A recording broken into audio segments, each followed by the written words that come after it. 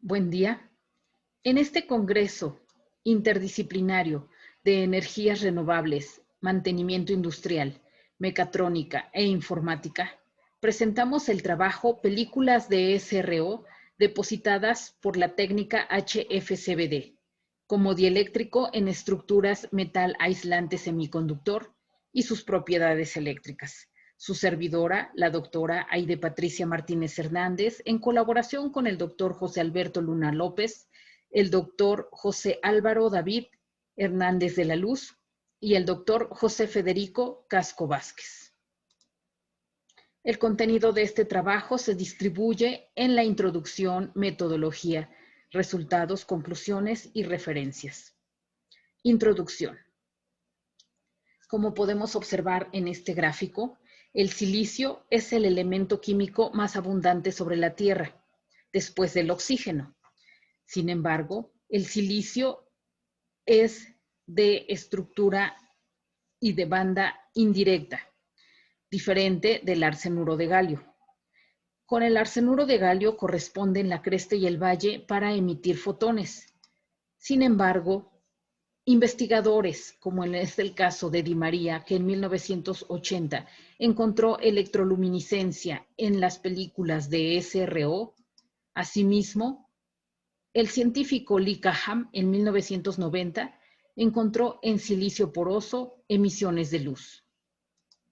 Es por eso que muchos científicos trabajan con el óxido de silicio no estequiométrico o SRO, el cual observamos en esta malla, que está compuesto de enlaces de CO2 y dentro de ellos inmersos los nanocristales de silicio, enlazados con estructuras silicio, oxígeno, silicio, además de pequeños átomos de hidrógeno, de átomos de oxígeno, perdón. Este material SRO es depositado por diferentes técnicas, como implantación de silicio, por la técnica de sputtering, por las técnicas muy conocidas como depósito químico en fase vapor, en diferentes formas, por ejemplo, asistida por plasma, a baja presión y por filamento caliente. En nuestro caso, nosotros trabajamos con el reactor HFCVD para depositar películas de SRO. Este es el reactor HFCVD. Es un reactor vertical que internamente tiene una regadera. En esta regadera se transporta el hidrógeno molecular, el cual pasa a través de estos filamentos incandescentes y hacen que ese hidrógeno molecular se convierta en hidrógeno atómico.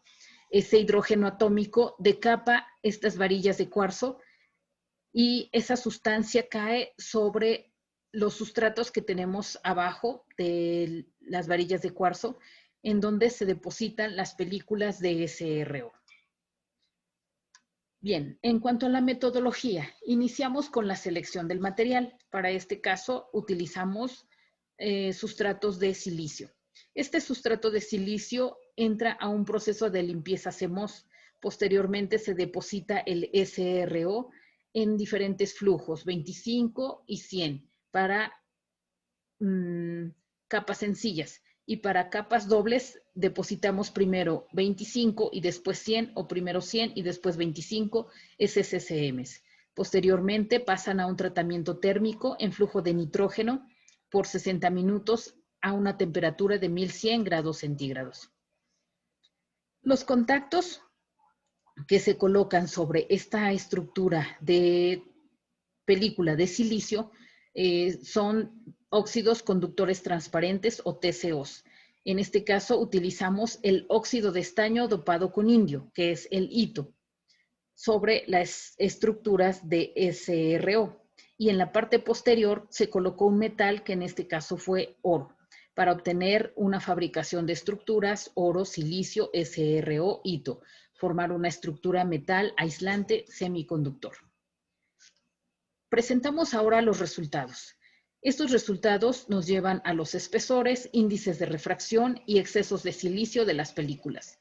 En la gráfica, en esta tabla, observamos que en la parte superior tenemos a las estructuras que no han tenido tratamiento térmico y las vamos a denominar del tipo UV o vírgenes.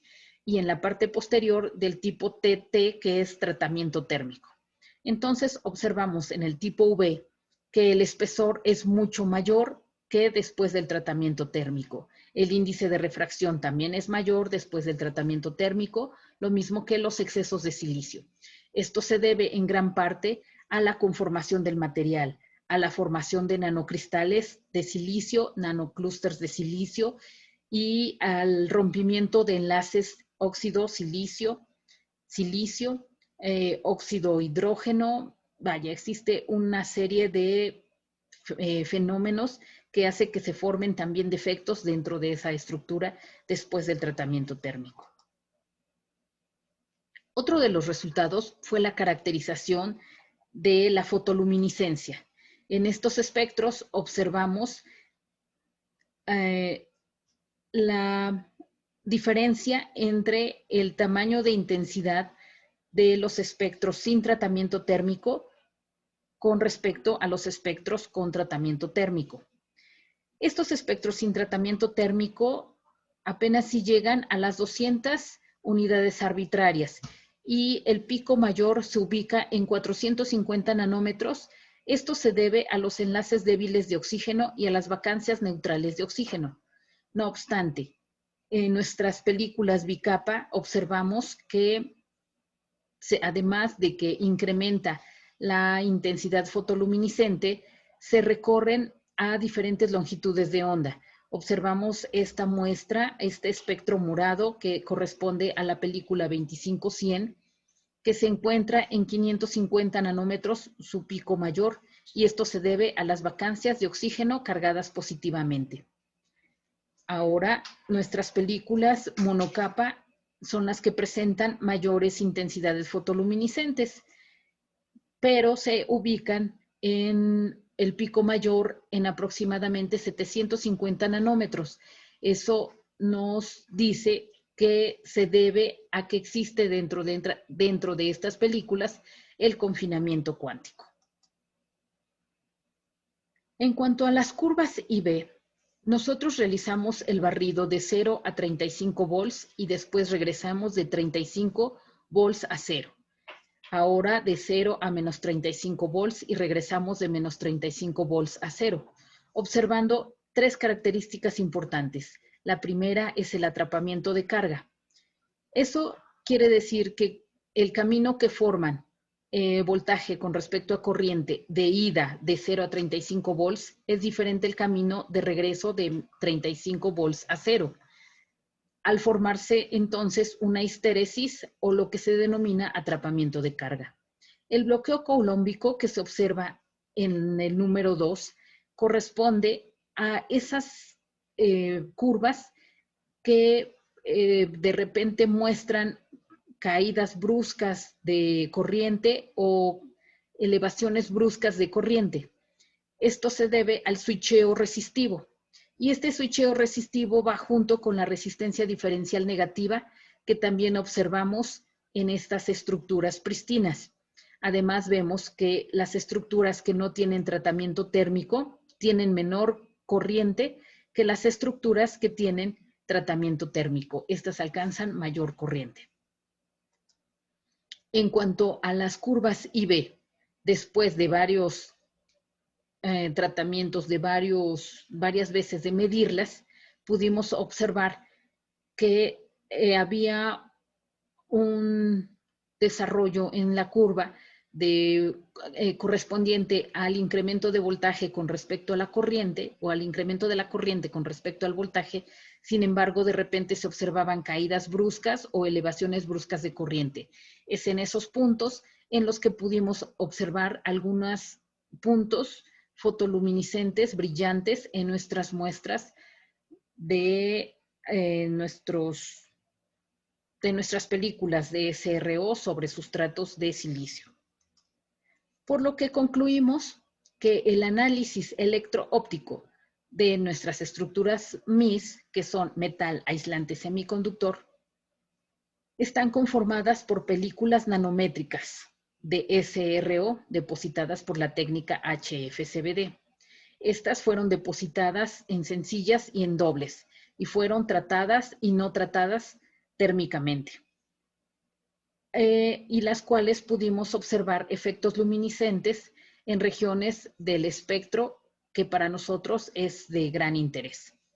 Estos resultados infieren que el sistema HFCVD proporciona películas de SRO excelentes para ser utilizadas con propiedades ópticas y estructurales.